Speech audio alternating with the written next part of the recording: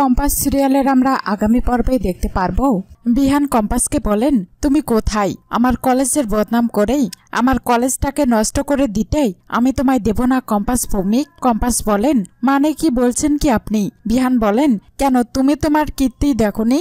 Social মিডিয়ায় তো viral হয়ে গেছো তুমি, সবার হাতে হাতে ঘুরছে তোমার ভিডিও। রসালো খবরের আশায় বিভিন্ন সাংবাদিক আমাকে ফোন করছে। আমার কলেজের বদনাম হচ্ছে কম্পাস। তুমি এই কলেজের মালিক বিহান চৌধুরীর স্ত্রীর নাম পেয়েছো, শুধু নাম আর কিচ্ছু না, যেটা তোমার মতো মেয়ের জন্য যথেষ্ট ছিল কম্পাস। আর সেটাতে তুমি সন্তুষ্ট না থেকে কলেজের একটা ছেলের সঙ্গেই নোংরামি করে বেড়াচ্ছ। কম্পাস বলেন, কি করেছি আমি? কি বলছেন আপনি? আমি কিচ্ছু বুঝতে পারছি না। বিহান বলেন, আমি তোমাকে এই কলেজে রাখবো না কম্পাস, বের করে দেব।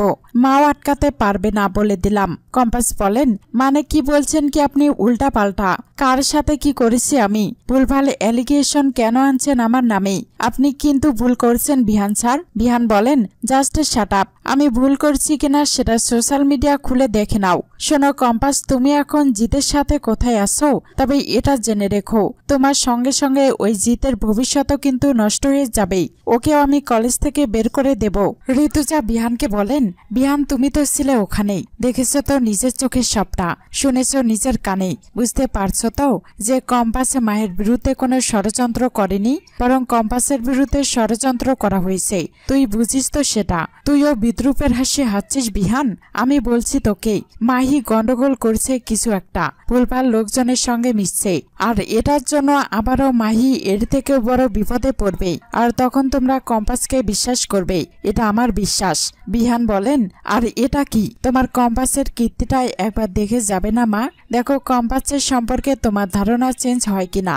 ঋতুজা বলেন, এটা কোথা থেকে পেলি? বিহান বলেন, ভর সন্ধ্যাবেলা কলেজের মধ্যে তোমার ছেলের বউ একটা ছেলের সঙ্গে এইসব নষ্টামি করছে। ঋতুজা বলেন, কে পাঠিয়েছে বিহান? বিহান বলেন, এরপরও কে এই ভিডিওটা পাঠিয়েছে সেটাই ইম্পর্টেন্ট মা। ইম্পর্টেন্ট হলো কম্পাসের আসল চরিত্রটাই এরকমই। করবে আরো সাপোর্ট কম্পাসকে, এরপরও বলবে যে এই বইয়ের সাথে আমার লয়াল থাকা উচিত। কম্পাস সিরিয়ালের আমরা আগামী পর্বে দেখতে পারবো কম্পাস ঋতুজাকে বলেন, বাবাকে আমি কয়েক মিনিটের জন্য দেখতে পেয়েছি মা, তাও কাছ থেকে না, অখিলেশ স্যারের বাইনোকুলারটা দিয়েই। কি নিষ্ঠুর বাবা, আমার খুব কষ্ট হচ্ছিল মা, বিশ্বাস করো। বাবার গাল ভর্তি দাড়ি, উস্কো খুস্কো চেহারা, আর গাড়ির মাঝখানে সিটটায় বসেছিল জানো, মুখটা ওড়না দিয়ে বন্ধ করা ছিল, আর মনে হচ্ছিল বাবা কেমন যেন একটা ঘোরের মধ্যে আছে। ঋতুজা বলেন, বাবা দেখেননি তোকে? কম্পাস বলেন, কোথায় রেখেছেন এত বছর ধরে ভগবান জানেন। আমি জিজ্ঞাসা করেছিলাম অখিলেশ স্যারকে, উনি বলেননি। জানো মাই একটু দেখেই গাড়িটা পাঠিয়ে দিলেন। আমি দৌড়ে গেলাম বাবাকে দেখব বলেই, বাবার সঙ্গে কথা বলবো বলেই।